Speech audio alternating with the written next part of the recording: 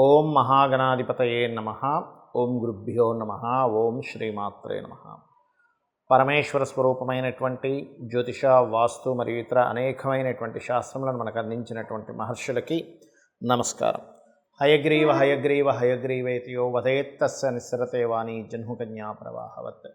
అరుణాం కరుణాతరంగితాక్షీం ధృతపాశాంకుశపుష్పబాణచాపాం అనిమాదిభిరావృతాం మయూకైః అహమిత్యేవ విభావయే భవానీం. శ్రీమాత్రే నమః.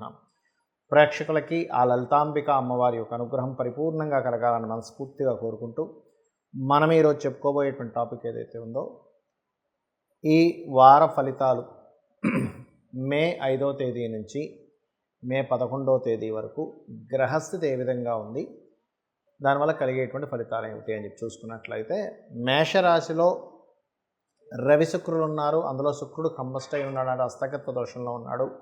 2వ స్థానంలో గురువు, అదేవిధంగా 12వ స్థానంలో కుజుడు, రాహువు మరియు ఆ యొక్క బుధగ్రహం ఉంది. అయితే ఈ బుధుడు 11వ తేదీకి రాశిలోకి మారుతున్నాడు మరియు 6వ స్థానంలో కేతువు, అదేవిధంగా 11వ స్థానంలో మనకి శని భగవానుడు ఉన్నాడు.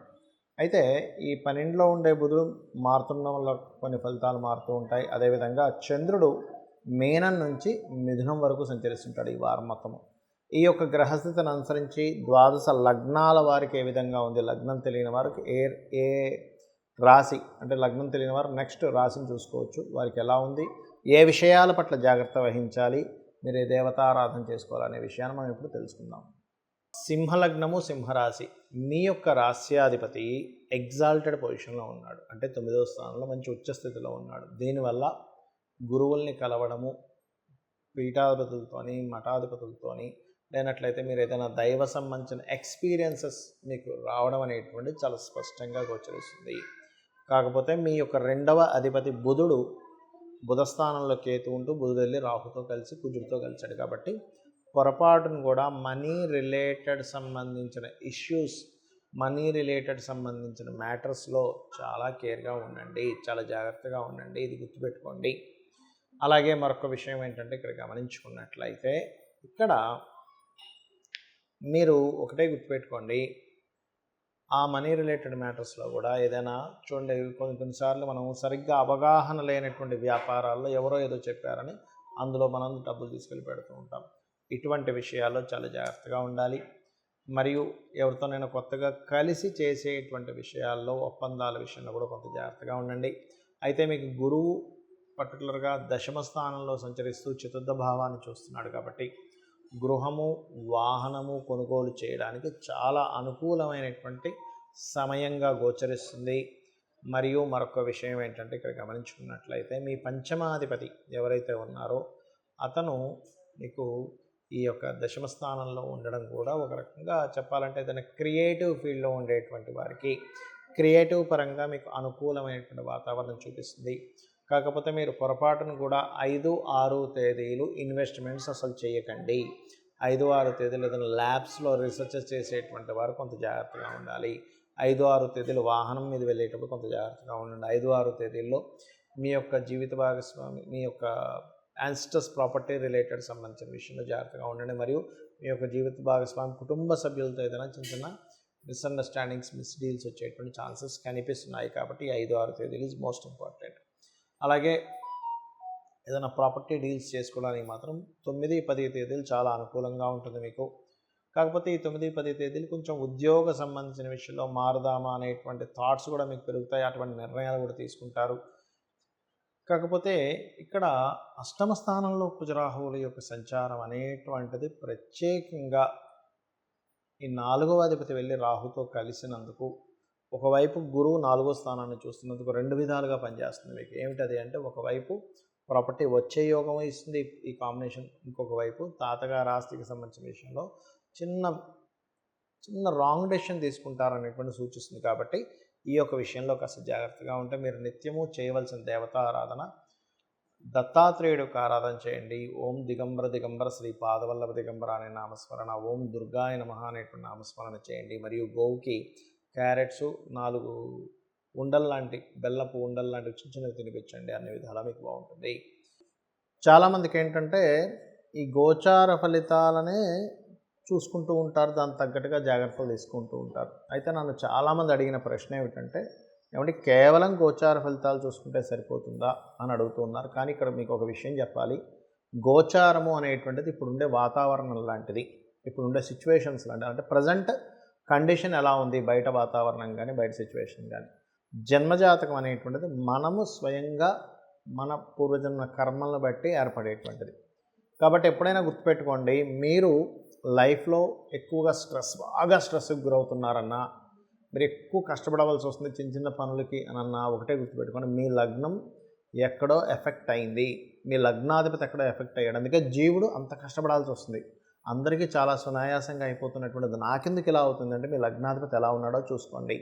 మీ లగ్నాధిపతి ఎవరో తెలుసుకోండి. ముందుగా మీ లగ్నాధిపతి ఏదైనా పాపగ్రహాలతో సంబంధం ఉందో చూసుకోండి. దానికి సంబంధించి చాలా సింపుల్గా దానికి సంబంధించినటువంటిది గుర్తుపెట్టుకోండి, ఏదైతే ఆ గ్రహ సంబంధం ఉంటుందో ఆ గ్రహాలకు దీపారాధన చేస్తే సరిపోతుంది. లేదా ఓం శ్రీమాత్రే నమః అద్భుతంగా పనిచేస్తుంది. అదేవిధంగా మీ యొక్క ధనాధిపతి, ఎందుకు నేను ఎంతో కష్టపడుతున్నాను, ఎందుకు ధనం సంపాదించలేకపోతున్నాను, నాకే ఎందుకు ఇంత తక్కువగా వస్తున్నాయి. చాలామందికి ఏమవుతుందంటే ధనాధిపతి రాహుకేతు యాక్సెస్లో పడతాడు. అంటే రాహు వచ్చి ధనరాశుల్లో ఉండడం, లేదా కేతు వచ్చి ధనరాశుల్లో ఉండడం, ఈ అధిపతి వెళ్ళి రాహుకేతువులతో కనెక్ట్ అవ్వడం ఇంకో రాహుకేతు సంబంధంలో. అప్పుడు ఏమైపోతుంది, వాళ్ళకి బోల్డ్ అని తెలివితేటలు ఉంటాయి. అసలు వాళ్ళని మించినంత జెమ్స్ ఎవరు ఉంటారు, అసలు అద్భుతమైన తెలివితేటలు ఉంటాయి. వాళ్ళకి ఏమనిపిస్తుంది అంటే, అరే నేను ఇంత తెలివిగా ఉన్నా, నేను ఎందుకు సంపాదించలేకపోతున్నాను, అసలు ఏమి పెద్ద తెలివితేటలు లేవు, ఏమి లేవు, ఆ వ్యక్తి ఏమో లక్షలు ఎందుకు సంపాదిస్తున్నాడు అనుకుంటుంటారు. Because of second lord position మీకు సరిగ్గా లేదు. ఇది అర్థం చేసుకోండి. దేని గురించి ఏమీ భయపడక్కర్లేదు. మనకు శాస్త్రాలు ఏం చెప్తున్నాయంటే, ధనం రావట్లేదు అంటే పూర్వజన్మల్లో ఏదో ఎక్కడో మనం చేసినటువంటి కొన్ని తప్పిదాల వల్లే ఈ జన్మలో ఈ కాంబినేషన్ వచ్చింది. చాలా సింపుల్గా దాని గురించి బెంగ పెట్టేసుకోకుండా లలితా సహస్రనామాల్లో ఓం సంపత్కరీ సమారూఢ సింధుర వ్రజసేవితాయై నమః, లేదు ఓం ధర్మాధార ధనాధ్యక్ష ధనధాన్య వివర్ధనీయ నమః చేసుకోండి. చక్కగా మీకు తోచినంత ఎవరికైనా ఏదైనా ఫుడ్ డొనేట్ చేస్తూ ఉండండి. మీరు బయట ఉండేటువంటి అన్నం కోసం అలమటించే వరకు ఫుడ్ డొనేట్ చేస్తూ ఉంటే కూడా మీకు ఫైనాన్షియల్ గ్రోత్ అనేది వస్తుంది. అలాగే మీకు ఉదాహరణకి మీకు ఎగ్జాంపుల్, మీరు చేసే ప్రయత్నాలు సక్సెస్ అవ్వట్లేదు, మీ థర్డ్ లాట్ పాడైంది. అదేవిధంగా మీకు గృహ సంబంధించినటువంటి విషయంలో ఎంత ట్రై చేస్తున్నా కనెక్ట్ అవ్వట్లేదు, ఫోర్త్ లాట్ ఎక్కడో స్పాయిల్ అయి ఉంటాడు, వివాహం అవ్వట్లేదు, శుక్రుడు మీ సప్తమాధిపతి బాగుండకపోయి ఉండొచ్చు. ఒక్కోసారి ఏమవుతుంది, 12వ స్థానం కనుక పాడైంది అనుకోండి, వివాహ జీవితం బాగోదు. And at a same time మరొక విషయం ఏంటంటే, ఇక్కడ లైఫ్లో అనేకమైనటువంటి గండాలు గడుస్తున్నాయండి. నాకు అనేకమైనటువంటి హడ్డుల్స్ నేను చిన్నప్పటి నుంచి చూస్తూనే ఉన్నాను. Because of 8th house lord is spoil అయ్యాడు, అది గుర్తుపెట్టుకోండి. అలాగే మరొక విషయం ఏంటంటే, ఇక్కడ ఒక్కొక్కసారి ఏమవుతుంటుందంటే, ఎడ్యుకేషన్ బాగుంటుంది కానీ హైయర్ ఎడ్యుకేషన్ దగ్గరికి వెళ్ళేసరికి ఎక్కడో బ్రేక్ పడుతూ ఉంటుంది. బికాజ్ ఆఫ్ అక్కడ 9th హౌస్ స్పాయిల్ అయిందని అర్థం. కొంతమంది చదువు అద్భుతంగా చదువుతారు కానీ ఉద్యోగం దగ్గరికి వచ్చేసరికి వాళ్ళకి సెట్ అవ్వదు. ఎందుకు అవ్వదు అంటే ఎవరికి అర్థం కాదు. ఇదేంటి తక్కువ చదువుకున్న వాళ్ళకి వస్తుంది, మనం ఇంత చదువుకుని ఇంత హై క్వాలిఫికేషన్ చేసాము, అన్నిట్లో మార్క్స్ అద్భుతంగా వచ్చాయి, గోల్డ్ మెడల్ సంపాదించాము, ఆయన ఎందుకు రావట్లేదు అంటే బికాజ్ ఆఫ్ మీ చార్ట్లో 4th హౌస్ అద్భుతంగా ఉంది కానీ 10th హౌస్ వీక్గా ఉంది. 10th హౌస్ ఎప్పుడైతే వీక్గా ఉంటుందో వారు ఇలా ఇబ్బంది పడుతుంటారు. అప్పుడేంటి, 10th లార్డ్ ఎవరు, దానికి సంబంధించిన కాంబినేషన్ ఏమిటి, దానికి సంబంధించిన దానం ఇవ్వడం, సింపుల్ దానం ఇవ్వడమో, లేకపోతే లలితా సహస్రనామాల్లో ఓం మాణిక్య మకుటాకార జానుద్వయ విరాజితాయై నమః, లేనట్లయితే ఓం శ్రీమాత శ్రీ మహారాజ్ని శ్రీమత్ సింహాసనేశ్వరి నమః అని చేసుకోవచ్చు. లేదా వ్యాపారంలోకి వెళ్ళాము, అక్కడ సక్సెస్ అవ్వలేకపోతున్నాము, అలాంటప్పుడు చాలా సింపుల్గా మీకు ఏ వ్యాపారం కలిసి వస్తుంది, బుధుడు ఎలా ఉన్నాడు, బుధుడు మోస్ట్ ఇంపార్టెంట్, అది చూసుకోవాలి. అదేవిధంగా ఓం ఇంద్రగోప పరిక్షిప్త స్మరతోనా భజంగికాయై నమః అనే నామస్మరణ అద్భుతంగా పనిచేస్తుంది. ఇలా ఒకటి కాదు రెండు కాదు, మీ జన్మజాతకంలో కంప్లీట్గా మీకు సంబంధించిన ఇన్ఫర్మేషన్ ఉంటుంది. ఇది గుర్తుపెట్టుకోండి. మీ ఇన్వెస్ట్మెంట్స్ కావచ్చు, మీ విదేశాలకు వెళ్ళడం కావచ్చు, ఎందుకు ఇప్పుడే బాగా ఖర్చు అయిపోతున్నాయనే విషయం కావచ్చు, ఎందుకు ఇక్కడే లాభాలు వస్తున్నాయని కావచ్చు, ఎప్పుడు గుడ్ టైం అన్నీ మీ జన్మజాతకంలో ఉంటుంది.